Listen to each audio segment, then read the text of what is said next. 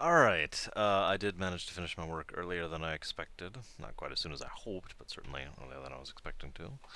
And so I am going to go ahead and do what I've been prepping for like 3, 5, I don't know, way too long at this point. I know I said I was going to do the other game, KOTOR, first, but I was prepping for this one before I did um, that little quiz on that particular video, so I will be doing KOTOR next. I, but I want to really talk about Baldur's Gate, and it's really sad. It really is sad that even now I just kind of it brings a smile to my face just thinking about those games. Now I want to get something off my chest really quickly here. Baldur's Gate, the original. How do I put this? I've only played through once.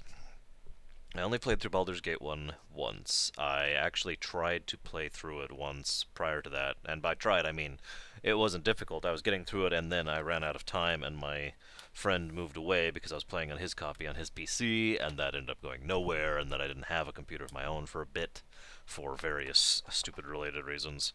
And when I finally got my own computer again, Baldur's Gate 2 had come out. So, as you might imagine, what I did then was I went and bought Baldur's Gate 2, and it turned out to be one of the best games ever made. And, in my opinion, of course. And Baldur's Gate 2 always struck a chord with me more than Baldur's Gate 1 for a number of reasons, but let's talk about what I believe to be the strongest reason here. It's not anything tangible like story or writing or whatever. It's more the fact that in general, about 50-60% of the time, when a creative team works together on something and makes something and it does well, when they go back to make a 2 of that or a sequel of that or a prequel of that, it tends to be better because this original did well, so they're relatively flush with the success of that. That improves morale. They know each other better. They can work together better. They understand how to work with it better. The directors or the writers or the artists or the musicians or the voice actors or the actual actors know each other at this point, and so they can actually function better as a unit. And the end result tends to just shine all the more for it. And on top of that is the rather basic fact that Baldur's Gate sold rather well, and as in the case when this is done in movies and books and TV shows and video games, when the original sells well, the sequel tends to get a bigger budget, which means they have more freedom, they have more capacity to actually work on it. So, in my opinion, Baldur's Gate 2 is superior to Baldur's Gate, but Baldur's Gate, we need to take a moment and really mention something about Baldur's Gate, because I I don't know how many of you have ever played Treasure of Tarman, which is kind of sad. Oh, whoops, I meant to turn this down, didn't I? But Treasure of Tarman is a much older video game, PC game, whatever you want to call that I had to look up the name of, I freely admit, because I couldn't think of it. That was the first D&D game I played. It was one of the first D&D games, period. That was back in the 80s. But not counting those few not particularly good games, Baldur's Gate started the D&D PC thing basically. It did not. I know it wasn't actually the first, but that was the one that popularized it, and it was the one that popularized that style of RPG. That I don't even know what to call it actually, because there are two styles of Western RPG that Baldur's Gate or Dragon Age or anything like that basically typifies the one style over here, and the other style is most strongly typified by the Elder Scrolls series. And they are two very different in terms of structure, in terms of format, in terms of feel, in terms of flow. But this is what you think of when you think of Western RPGs. But Baldur's Gate started this one over here.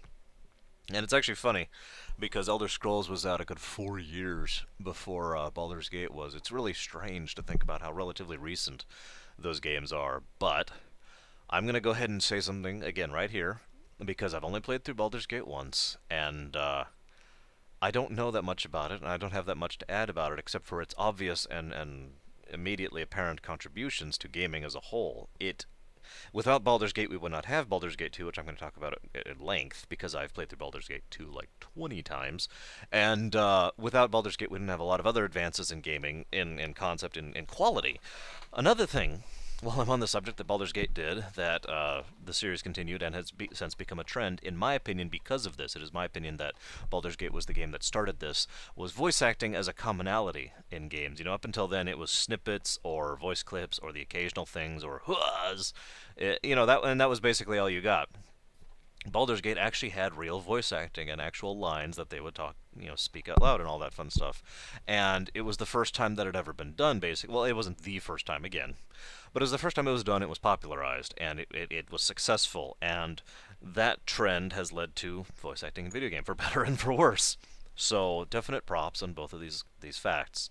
Now let's talk about Baldur's Gate 2, which in my opinion is one of the greatest games of all time. I want to talk about one other thing before I really get into the game proper, and that is Planescape Torment, because I've been asked before, which do I like better, Baldur's Gate 2 or Planescape Torment? And that is a very charged question. I liken that unto many of the other questions I get, which is which of these amazing near perfect games do you like best? I don't like making choices like that, to be completely honest with you, because I like both of them. There's a reason they're both up here in the art category. There's a reason that they are both fantastic. They are both amazing. That I still enjoy replaying them. It's because they're both incredible for their own reasons in their different ways. This came up recently with my Fallout 3 comparison to Fallout New Vegas, which actually, or rather, my lack of comparison. And whenever I do my New Vegas review, I'm probably gonna have to say that again just to get the point across. But you get the idea. So, which one is my favorite? I'm basically not going to answer. But they were both very different and divergent in their storytelling styles, because Planescape Torment was very high fantasy, very high charged, very high concept when you get down to it, and it had a very engaging story with interesting characters that were, for lack of a better term, quirky. And while Planescape Torment was more in contrast, and let me explain what I mean by this very quickly. Planescape Torment had what I call the Dragon Quest effect, where there was very little middle ground here. It was all either really wacky and fun and bizarre and enjoyable, or it was very dark, very serious, and very brooding. And this contrast existed here. I'm not saying this is a bad thing, by the way. I like this when it's done properly, which the Dragon Quests do, and Planescape Torment did. Obviously, I think Planescape Torment did it better, but you get my point here. Is that they have both ends of the spectrum in the same game, but sometimes within the same scene, and it pulled it off very well. Baldur's Gate was much more in the middle. Actually, probably more like over here, to be honest with you, because Baldur's Gate 2 still had the humor. It still had. I'll never forget randomly wandering by a beggar in the street, and he's throwing up on the street, and there's this pause, and hear the voice actor say, "Scones? When did I eat scones?" That still makes me laugh. There was still obviously the comedy, but it was overall much more serious, much more grounded, much more flat, as a Forgotten Realms campaign should be. Let's be honest with ourselves. And while it was still high fantasy, it was not nearly as high fantasy as Planescape Torment. So it was all much more concrete over here, and thus, in a way, a completely different style of storytelling. Also, in my personal opinion, Baldur's Gate 2 had more in-depth characterization of the major characters. So, give me just a moment, please. Um, and so I really tend to latch onto the characters in in Baldur's Gate 2 much more than I do in Planescape Torment. So that being said, I still refuse to pick one of the two. But if I were to go back and replay one right now, if I had both CDs just sitting right now, I'd probably pick up Baldur's Gate 2. But that's just my mood right now, if you follow me. So that doesn't really necessarily mean anything. So I probably shouldn't have even said it. Fling! Let's go ahead and get that out of the window. Now, let's talk about Baldur's Gate 2. Let's talk about the writing. That's another thing Baldur's Gate 2 did that was fantastic, and it was something that was on the rise at that particular point in time from the early 90s. Basically, throughout the 90s, there was this uprise of good writing in video games, and it just started happening. I couldn't nail down when that actually started. I would probably pick out a console game if I were to do so. But as that got higher and higher, in my opinion, that particular arc sort of peaked with Baldur's Gate 2. That was an extremely well written game, excuse me. It had a very engaging, very interesting plot. It did something very well, which I'll discuss later when I get into structure. But the writing also has to do with not just the story, not just the plot, but the dialogue. And the dialogue in Baldur's Gate 2 felt very natural, felt very had very good flow, had very good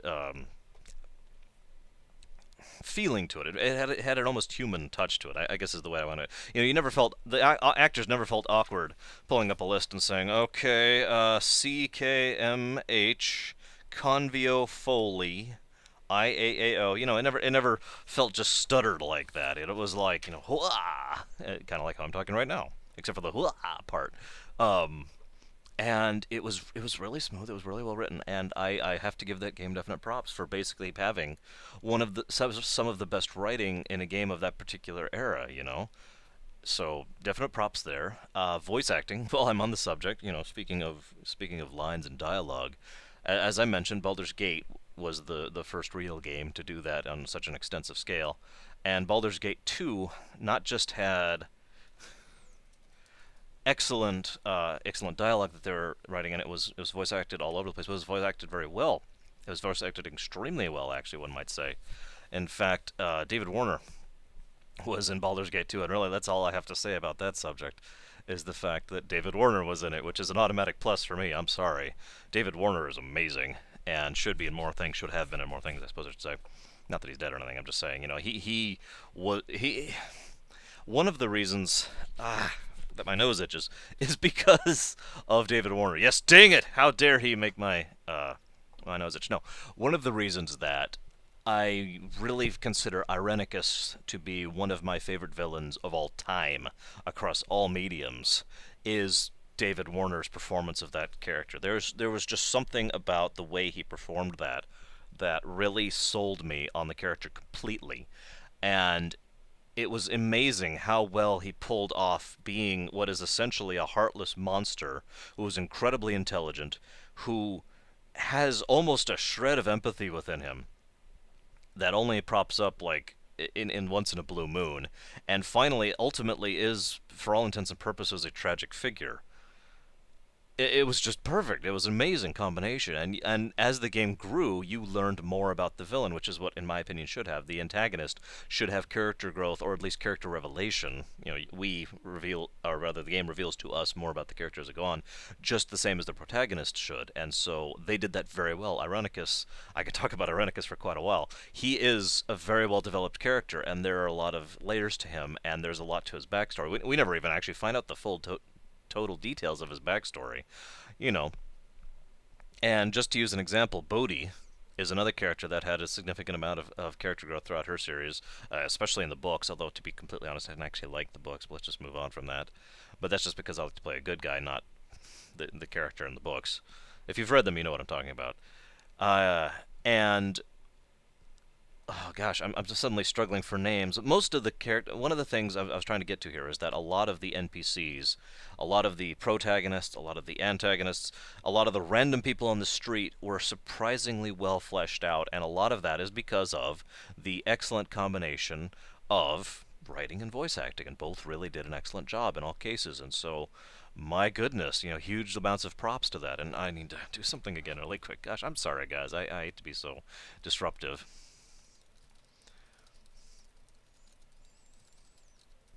And gosh darn it. One of the other things that I really want to touch on really quickly here is that Baldur's Gate 2, both of them actually pulled this off very well. The tone of the dialogue for your character was sufficiently well written and natural, like I said, such that many people, myself included, could basically hear your character's voice. You didn't actually have a voice actor. That trend didn't start out until way later in Mass Effect, but I guess it wasn't that much later. But that the way it was written, the style, the tone, the word choice, the format of the sentences was done in such a particular way based on what you choose, and it was done differently based on what you choose, that you could basically hear a tone for your character's voice, and it really helped add to the level of not immersion per se, because obviously you were not that character. It added to the level of depth to the game itself. It made it feel more like you were down there with them rather than you were looking down from on high, something like that. It leveled it down a bit so that you could be more personal, so you could have a more personal touch to the characters and indeed to your character specifically. Now, the next thing I want to talk about here, as I check out my notes here, is the graphics. Now,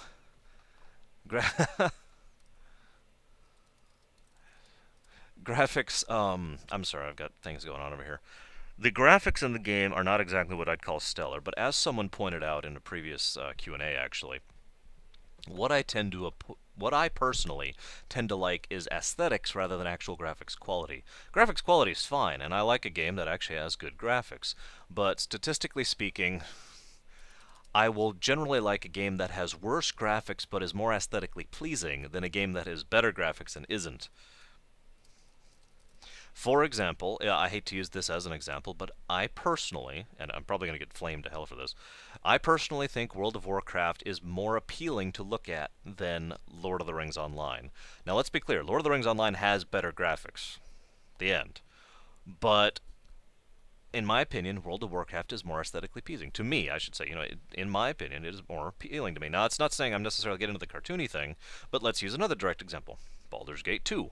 In my opinion, Baldur's Gate 2 was more aesthetically pleasing than, say, I'm trying to think of another actually game that I could really compare this to. I guess I could use Ultima Online, which was out at the time, or Elder Scrolls 2. I suppose I could use that as well, because even though the other two games could debatably be said to have better graphics, that's admittedly debatable, I'll give you that, the aesthetics of Baldur's Gate 2 were much more interesting. For example, one of the things they did was what I nowadays call the Final Fantasy Tactics effect, where you have 2D sprites, which is what they did back in Baldur's Gate 2, but they have so many frames in their animations that it looks much more natural and fluid than it otherwise would, whereas some games will do this thing, or this thing, or maybe even 5 frames here.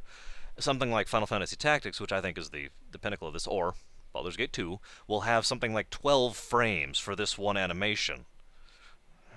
And so it looks so much more natural. Now, this may not look quite natural here, but still think compare to that to this or anything like that. And so the animations were smooth. The design was spectacular. It was very easy to recognize what you were looking at. There was never a question when I'm staring at the screen of what the heck is that, unless I'd never encountered it before.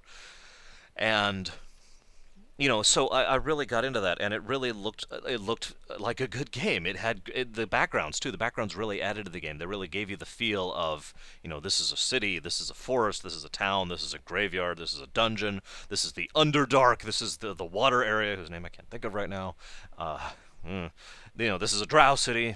This is an elven city. Every one of them was very distinct and had a very different feel to the style of the graphics. You could really tell that they sat down and said, okay, we need a theme, we need a feeling to go for this scene, for this area. Let's think about this. Okay, we want this to feel grandiose. We want this to feel flowing. We want this to have lots of curves, lots of design, stuff like that.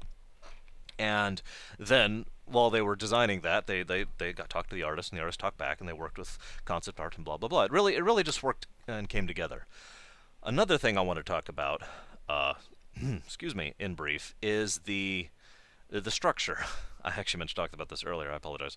The structure of the story is what I call the proper escalation period. A few games have done this. Several games, actually. Final Fantasy VI and Final Fantasy IV. I know I list those two as examples a lot, but that's because I think they're absolutely amazing games. Way up there games, if you know what I mean. But there are other games that do this, and how it works in a proper escalation, it isn't necessary. I want to point out, Dragon Age did not have proper escalation. Dragon Age's level of threat throughout the game stayed very static, and it went up just a little bit as you learned more and things go on, which is fine. There's nothing wrong with that. Indeed, Dragon Age is an amazing game and pulled it off very well. Mass Effect 1, you know the stakes pretty much from the get-go, and actually I suppose that's not true. The stakes are kind of down here-ish. And you think you know the stakes, and then you realize the stakes are up here, but then the stakes stay here. Again, relatively static, and that's fine. But what Baldur's Gate 2 did was the stakes went like this, very straight and very up the whole time. Now here's the key part. Here's what it did that so few games pull off. Because escalating the threat, escalating the scope of the game is easy. It's actually very simple to do. Making it make sense from both possible perspectives. Now that's the trick. And here's the two's perspective. Initial playthrough and second playthrough. Or rather, repeated playthroughs.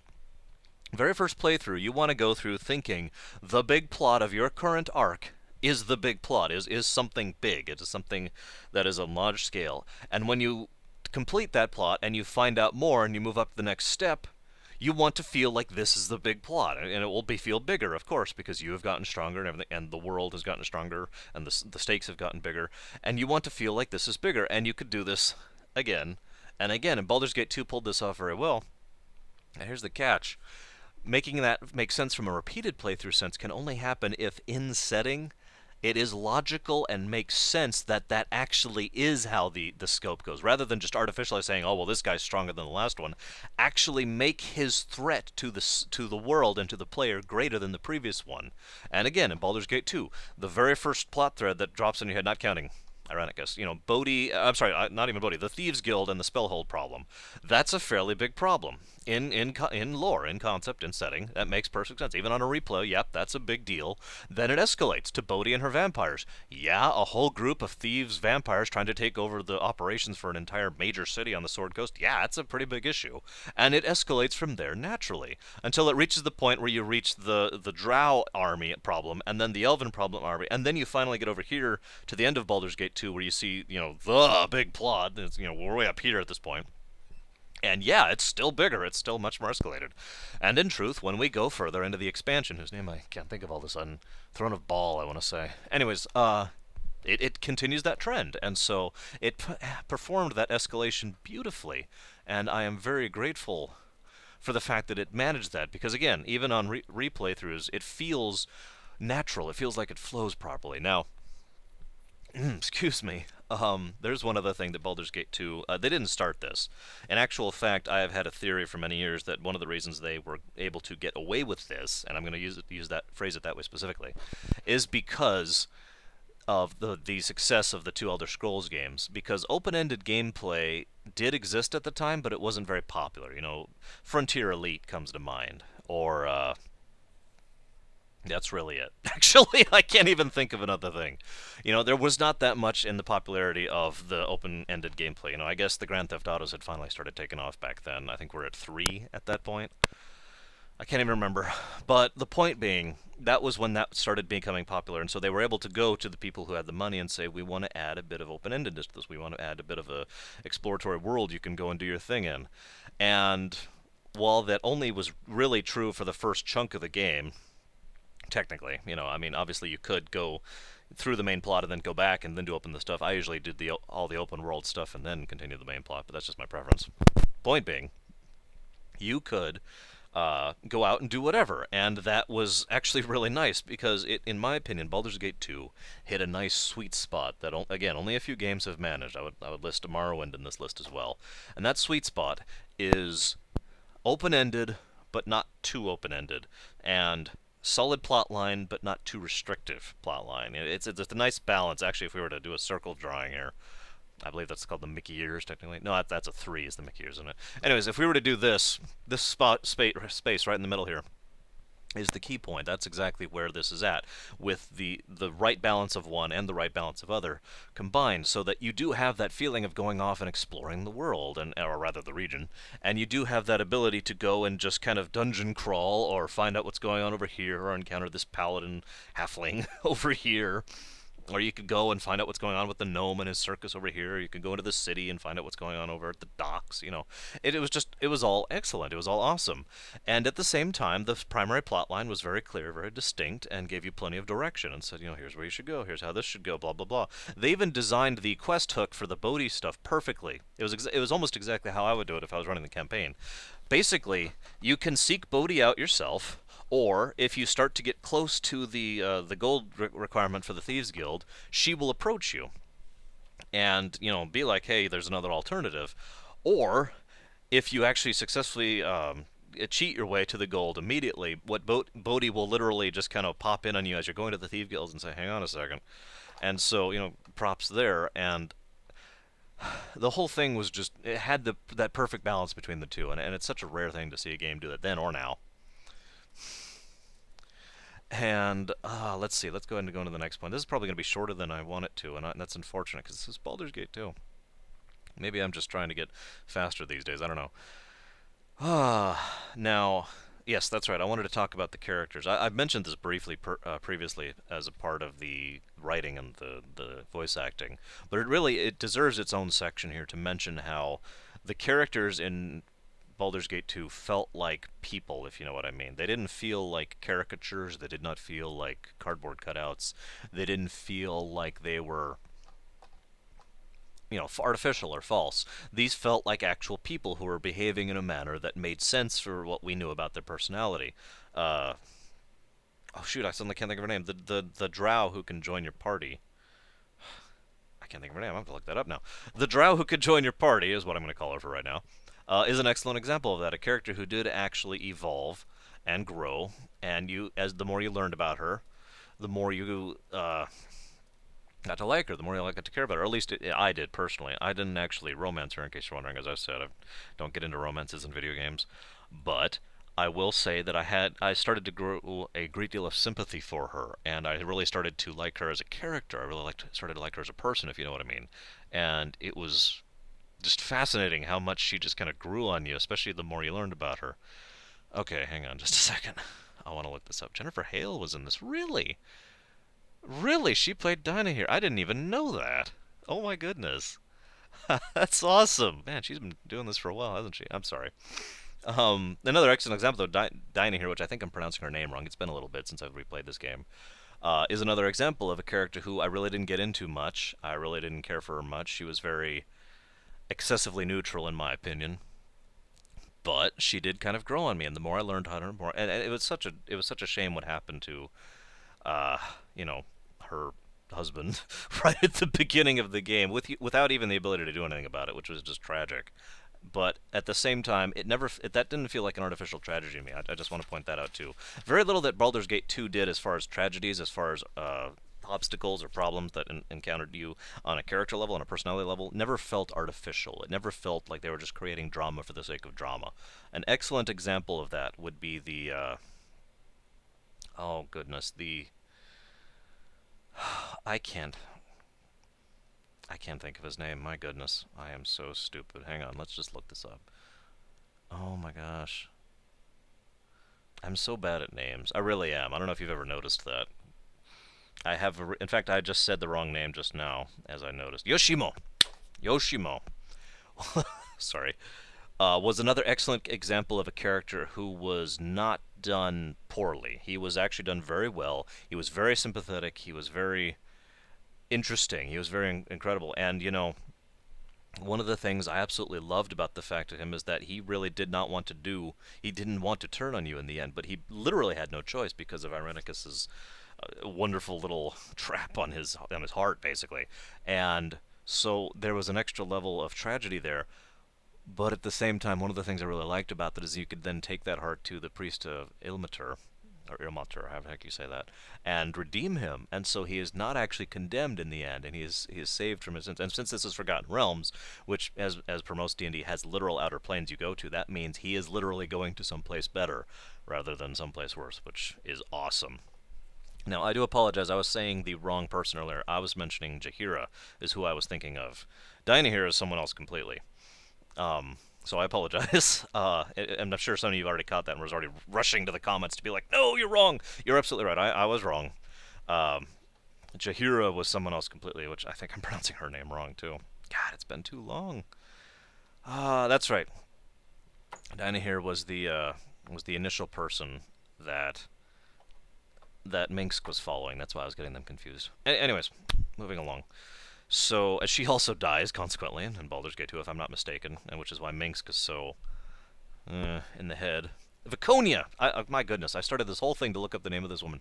Viconia is a character that I really did find fascinating, and the more I knew about her, the more she grew on me. And it's always the sign of a good character development when that happens. I can name two examples of that right off the top of my head. My two favorite examples. One is Twilight Princess, and that would be the Twilight Princess herself, whose name is just escaping me. God, I am terrible with names. Oh my goodness, Midna. There we go.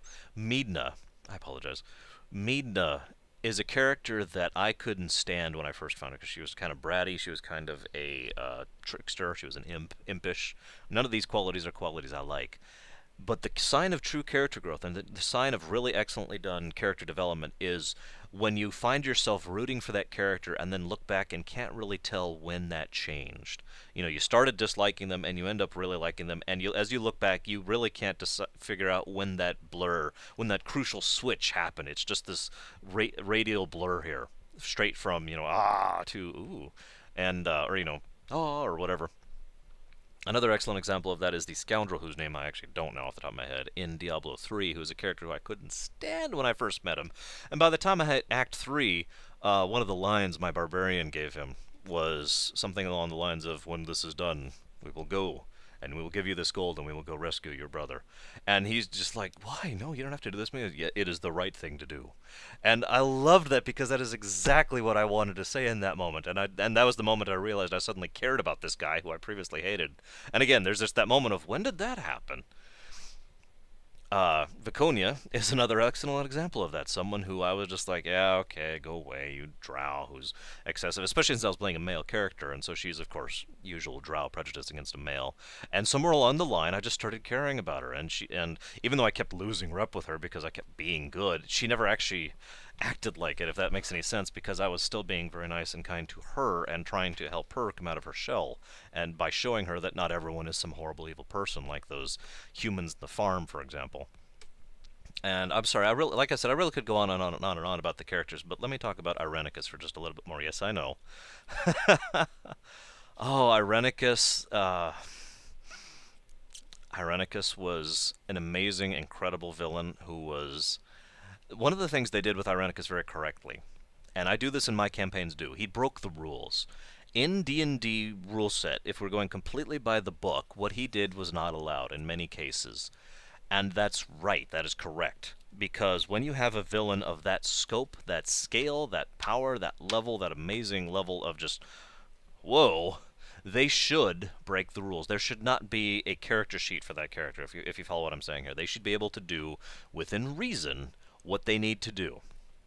Obviously you need to rein this in. This still has to be done with moderation. This still has to be done so that it makes sense. It still has to be logical. But it is logical to see a mage with a single spell wipe out the seven guard mages that are nearby without even trying. With one spell, just goodbye. Now, yes, there are things you can do that with in D&D, but anybody who knows D&D particularly well will understand what I'm saying when I say he broke the rules regularly and had his own spell list and everything. But that's fine. In fact, that's great. That's exactly what should happen for a character like that. And I do that myself. I have characters who are simply beyond the rule set, for lack of a better term. Now, they're still restrained. They're still restricted. They still have this is their abilities and this is how far they can go. But as long as that is self-consistent, that's fine because it adds to it. It adds to that perspective from the player of seeing this individual, this villain, and this villain pulls off something that, as far as they're aware, is essentially impossible. And that just adds to that whoa factor. I'm sorry, I wasn't trying to channel Keanu Reeves there. Just oh my god. There you go. That's a little better. Whoa. um, and I could go on and on. I mean, there are so many characters. I'm just going down the list here. Furcrag, or however the heck you said his name, the Red Dragon. Who that made perfect sense. Elminster's little thing was awesome. Elysim, I liked her, even though she only had a little characterization. Excuse me. Bodhi, of course, as I mentioned briefly. Oh goodness, what else do we have here? And speaking of party members, there were so many party members in Baldur's Gate 2. I mean, you can only carry a few with you at a time, but the level of characterization that went into basically all of them was amazing. Now Imoen is another example of a character that at first I was just kind of like, okay, you know, didn't really care for her because she struck me a little bit too much of the little mouse character, if you know what I mean. But she grew out of that, and she grew on me, and it got to the point where I started to actually care about her. My little sister, basically. Aerie is another example. Aerie kind of had some problems and went through some horribleness, and then that was that. I don't even have words for that. I cannot picture how horrible it would be to have my wings ripped off. Oh. Anyways, pardon me, but that was another character who started off with a relatively, how do I put this? Even despite what had happened to her, she was still a relatively light and airy, ironically, character. And yet, one of the lines I remember most from her was, this is paraphrased a bit because I don't remember it exactly. "I know I'm safe because I have my friends with me. Who do you have for your friends? Demons?" And it's spoken to Irenicus right at the end. And the tone of her voice is really what sells the thing, because she has grown so much, and she has so much more confidence now, and is so much more sure of herself, and I love that. And there were so many characters. Minsk, of course. I would be criminal if I didn't talk about Minsk, who practically should have. I think he actually does have his own TV tropes page by himself because he's Minsk. My God, man, it's Minsk. It's Jim Cummings, first of all, who's just a legend at voice acting still, and Minsk was just the perfect combination of awesome, good, and hilarious. And his miniature giant space hamster, which has found itself into so many other things, including Mass Effect, I might add. And never mind the fact that he's all of his lines are quoted to this day. It's one of those things. It's like the not Harry Potter, the wow, that's completely off. The Monty Python thing, where people still quote the old Monty Python show to this day because it's still funny and it still fits in so many contexts, and so many of Mink's lines could be said to this day. Butt kicking for goodness. I just loved Minx every time. I almost had to have him in my party, no matter when I played that game, because he was Minsk, and I don't even know how better to put that. I apologize. I know you're used to me being like, oh, let me discuss this in debate. No, no, he was just Minx. He was just awesome, and we're just gonna leave it at that. He was awesome. Oh my goodness. And Jahira, as I mentioned, or as I tried to mention and then realized I was an idiot, Jahira is again a character who grew on me, who went through a horrible thing with the death of her husband, and went through a lot of strife, and of course, canonically, she's the one who ended up romancing the male, not that I ever did that. But while I found her a little bit too much emphasis on balance, neutrality, a little bit annoying personally, because she thinks of balance in a different way than I do. I think of balance in terms of moderation and in terms of careful thought and forethought. Forethought. She thought of balance in terms of, well, we killed 3 kittens, so now we have to, you know, give these 3 people food in order to balance the scales out, and even that tended kind of morphed and changed over the course of the game until it got to the point where she was significantly more tolerable. So I shouldn't even say tolerable. She was, and of course, finally, one other character I really must comment on, that would be Edwin, or Edwina, if you prefer. And anyone who's actually played the game knows exactly what I'm talking about. But for those who don't, let me let you in on the joke briefly. Edwin spends much of his character quest, if you could call it that, for Baldur's Gate 2 involves. He's a Red Wizard of Thay, by the way, and if you don't know what that is, that's fine. They are bad people. Let's leave it at that. They are overly ambitious, slave race-inducing, racist, potentially genocidal country ruled entirely by mages who are basically all evil.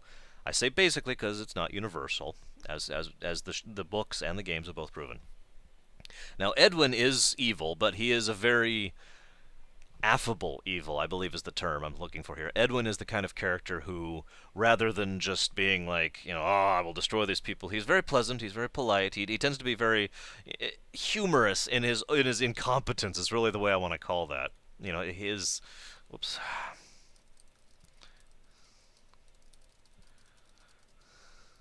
his almost bumbling incompetence really added to his character, believe it or not. But one of the things that was his big goal for much of Baldur's Gate 2 was to become a lich. That was one of his primary focuses, and you can find this book, this ancient book of tombs and spells and rituals and all that. You can give it to him, and he'll be like, "Yes, at last I can, become the great lich." And the Nether Scroll. That's what it was called. It's written down right there. Another scroll, and he finally casts it, and he's like, "Yes, aha, I shall be the lich!" And he gets turned into a woman. And only in a Baldur's Gate, I swear. Or only in a Bioware game, I guess I could put it that way as well. But, he gets turned into a woman, Edwina. And and he ends up going into exile and blah, blah, blah, blah. And he and he's permanently transformed into a female Biominster.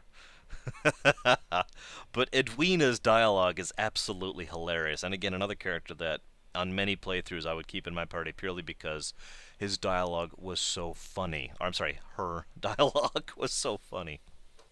Now, oh my goodness, there's one other thing that just reminded me of. With such a massive party base and such a diverse alignment system, one of the things they did that I both liked and disliked was if you yourself took a particularly good action or a particularly evil action, people of the opposing alignment would say something. They would be like, well, "That's not cool." And if that happened too many times, they would actually leave your party. And in some cases, you could get them back. In some cases, you couldn't. In some cases, they would leave your party and then attack you. And while again, that could be annoying because I personally like to play good characters, and I wanted to actually, and party with all my characters except for Corrigan. Corrigan can go over there. Um, Actually, I have nothing against Corrigan as a character. He's just not my, as an individual, as a personality, I don't care for him. But anyways, moving on. The point being, playing a good character, as I do, I tend to have a problem when I was grouping with, for example, Edwin or Viconia or spoiler alert, Saravok, and and of course some of the neutral characters too, because again, Jaheira and her take on balance. And so every now and again, I would have a situation where I'd be like, "All right, I will do this deed," and then they would either abandon me or attack me, and that was slightly irritating. However, on further playthroughs in the future and looking back at it now, I think that was an excellent touch. I think that really added to the feeling that your decisions actually matter.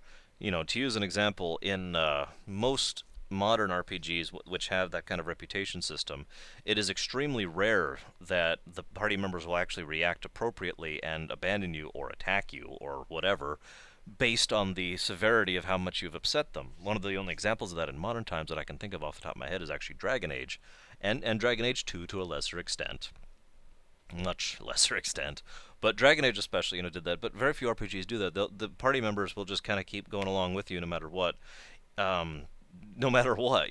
Now, I will give a pass on KOTOR and KOTOR 2 for their own reasons, because they actually had an in-lore reason why both separate main characters could or emit such a charisma or whatever, or a vacuum in the Force, if you prefer, to keep the party together regardless of that. But moving along, let's move along. I've talked about the characters. They're awesome. Yeah, that's the summary. Characters awesome. Let's see. That's right. I was looking this up too. Baldur's Gate, the original, basically, as I said, it started this kind of the RPGs, the Western RPGs. But one of the things that's also really important is Baldur's Gate proved the viability of D&D in a video game format. Now, technically, Neverwinter Nights was already out at this point, but it's different. If you'll forgive me for saying that, that was a MUD, and a MUD is, while technically a video game, it is so different as to be, in my opinion, qualified as a separate thing completely. Um, you know, Might as well be over here in its own category. Now, that means Baldur's Gate is the game we have to thank and hate for all of the good and bad D&D video games that have come ever since. But there have been several, in my opinion, there have been more good than bad. And the whole Neverwinter Nights, the single player game series, really exemplifies that, in my opinion. And of course, there was Planescape Torment, just to use another example there. And there were actually quite a few. I glanced at a list, or even more than I actually realized, because I apparently missed a few in those years. But if it wasn't for Baldur's Gate and Baldur's Gate 2 and the success thereof, we wouldn't have that sort of thing. And I personally do enjoy video games based on D&D. It is a format that works surprisingly well, especially when you do the 6-second rule for turns, because it's easy to translate that. Even to a game that's live action, that 6-second rule still applies and works surprisingly well, because there's just ticks of 6 seconds here and here and here and here. And you get to the point where you actually get a feel for it and a flow for it, and you're like, okay. And if you don't, you always have the pause button, which can help. Now, the final thing I want to talk about is, goodness, this video is a bit longer than I thought it was going to be. It still deserves to be longer. Let's be honest with ourselves. But my throat is starting to hurt me, and I am running out of specific talk. Because I don't want to just blather about how great the game is. I want to cover specific things. So let's cover this last point here. Baldur's Gate 2, specifically. Baldur's Gate 1 did this as well. Let's go ahead and give it props. But I'm going to speak of 2 specifically. Both of these games had an appropriate trilogy of ending, as I like to call it. I've mentioned this over in my Mass Effect 3 review. Part of the problem is not just the fact that we didn't have a good ending, or rather, we didn't have an ending at all, but we didn't have a good finale, we didn't have a good ending, and we didn't have a good epilogue. All 3 of these things, in my opinion, should be present in any particularly good video game. And this trio here can be done in many different formats. Let me give you an example. I hate to keep charting it out, but Final Fantasy VI had an epic finale leading up to the final boss fight with Kefka. Even though the fight itself was kind of sad, that whole climb, that last bit, the statues being destroyed, and then the fight with Kefka, magnificent, amazing. The actual ending, which was the sequence where you go through the characters individually and the theme songs of all of them are playing in the 26 or so minute song. awesome, epic. Really showed the characters, really showed them off in the best ways. The real graphics thing was fantastic. It was emotional. It was spot on, right? And then the epilogue. Now here's the one I really want to point out here is the epilogue. Because the epilogue of Final Fantasy VI was not a text crawl as most games will do. Dragon Age would be an example I could use here, but let's move on. Instead of a text crawl, the epilogue of Final Fantasy VI was basically had no dialogue whatsoever. In fact, it had no dialogue whatsoever, none, zero zip. It was like 20 minutes or 15 minutes or something like that of action happening. A lot of that was just the airship flying, and then they'd show the airship flying over Figaro, which is being rebuilt, and they'd show the airship flying over this town, which is being rebuilt. They'd show the airship flying over this town where Katarine finally has her baby, and it showed the epilogue. It showed what happened afterwards, and that's another way you can do that. And so that format is very important. Baldur's Gate did manage to have a very epic finale and a very excellent epilogue. The only part it sort of tripped on at all is the ending, and the only reason I say that at all is because the ending for some reason they insisted on being CGI. I know CGI was really getting to be big at the time, but even that I'm still willing to give a pass. It's not, perfect level like I would say Final Fantasy VI was, but it was still good. It was still something that I didn't just go, ugh, at. It was still, yes, yes, epic finale in whichever outer plane that was. I don't remember. I think they actually said which one it was off the top of my head. But, epic ending in the outer planes, finale, epic ending of sort of cool, and then epic epilogue. It was awesome. Even more so, I guess I should say, in Throne of Ball, the actual end of the story, which again, finale, ending, epilogue, and they did that really well. Now, and that's something BioWare's always been good at. If I might diverge for just a moment, KOTOR had a very epic finale, a very nice ending, and a decent epilogue. I'll say that. KOTOR 2 had a fantastic finale, a terrible ending. Not their fault though, so they get a pass on that because, as anybody knows about KOTOR 2, that really was not their fault. I'll get more into that detail when I get to KOTOR, and an epilogue, which unfortunately was also kind of terrible, but again, not their fault. Dragon Age, fantastic finale, amazing ending, interactive ending if you were alive, and non-interacting if you weren't, but both were still awesome. I've seen both, obviously. And of course, the epilogue, which was the text crawl, but it was the text crawl done properly. It was the text crawl done in a manner that it could take into account basically every choice you made in the entire game and show you the results of that, which is what an epilogue could and should do if possible, if it is within the ability to do so. And I could keep going on, but you get the general concept here. That is the kind of finishing section that I prefer in a video game, and that is just the reason 18,000 why Baldur's Gate and Baldur's Gate 2 were amazing games, and why Baldur's Gate 2 specifically is one of my favorite games of all time. Now, if you'll excuse me, I'm going to go get a drink and stretch a bit and maybe do something else.